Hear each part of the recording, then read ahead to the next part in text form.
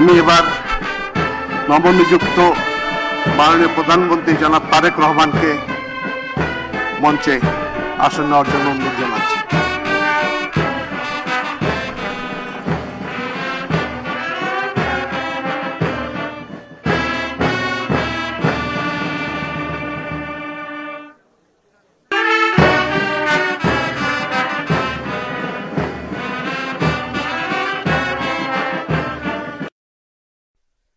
أعوذ بالله من الشيطان الرجيم.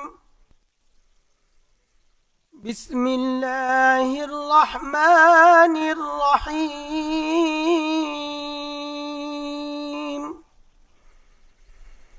قل اللهم مالك الملك تؤتي الملك من تشاء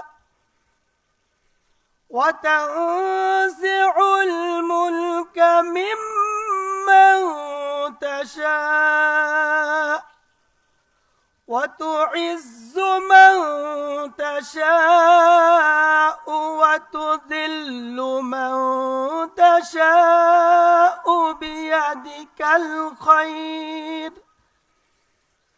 إنك على كل شيء قدير. صدق الله العظيم. 12 ফেব্রুয়ারি 2026 তারিখে অনুষ্ঠিত ত্রয়োদশ জাতীয় সংসদ নির্বাচনের ফলাফলের ভিত্তিতে গণপ্রজাতন্ত্রী বাংলাদেশের সংবিধানের 56 অনুচ্ছেদের 3 দফা অনুযায়ী রাষ্ট্রপতি ত্রয়োদশ জাতীয় সংসদের সংখ্যাগরিষ্ঠ সদস্যের আস্থাভাজন সংসদ সদস্য জনাব তারেক রহমানকে গণপ্রজাতন্ত্রী বাংলাদেশ সরকারের প্রধানমন্ত্রী পদে নিয়োগ দান করেছেন। আমি এখন নবনিযুক্ত মাননীয় প্রধানমন্ত্রী জনাব তারেক রহমানকে অনুগ্রহপূর্বক রাষ্ট্রপতি মহোদয়ের নিকট প্রধানমন্ত্রী পদের শপথ ও গোপনীয়তার শপথ গ্রহণ করার জন্য সবিনয় অনুরোধ জানাচ্ছি। নবনিযুক্ত মাননীয় প্রধানমন্ত্রীর শপথ পাঠ পরিচালনা করার জন্য রাষ্ট্রপতি মহোদয়কে বিনীত অনুরোধ জানাচ্ছি। বিসমিল্লাহির রহমানির রহিম। বিসমিল্লাহির রহমানির রহিম। আমি সশ্রদ্ধ চিত্তে তারেক রহমান সশস্ত্র চিত্রে শপথ করিতেছি যে আমি আইন অনুযায়ী সরকারের প্রধানমন্ত্রী পদের কর্তব্য বিশ্বস্ততার সহিত পালন করিব। আমি বাংলাদেশের প্রতি অকৃত্রিম বিশ্বাস ও আনুগত্য পোষণ করিব। আমি সংবিধানের রক্ষণ সমর্থন ও নিরাপত্তা বিধান করিব। আমি ভীতি বা অনুগ্রহ অনুরাগ বা বিরাগের বশবর্তী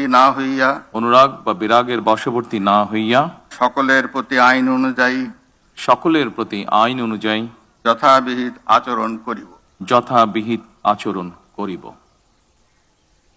এবার মাননীয় প্রধানমন্ত্রীর গোপনীয়তার শপথ পাঠ পরিচালনা করার জন্য রাষ্ট্রপতি মহোদয়কে বিনীত অনুরোধ জানাচ্ছি। আমি তারেক রহমান সশস্ত্র চিত্রে শপথ করিতেছি যে সরকারের প্রধানমন্ত্রী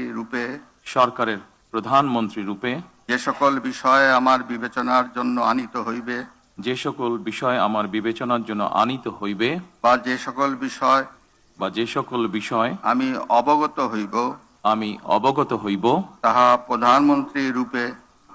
প্রধানমন্ত্রী রূপে যথাযথভাবে আমার কর্তব্য পালনের প্রয়োজন ব্যতীত প্রত্যক্ষ বা পরোক্ষভাবে কোনো ব্যক্তিকে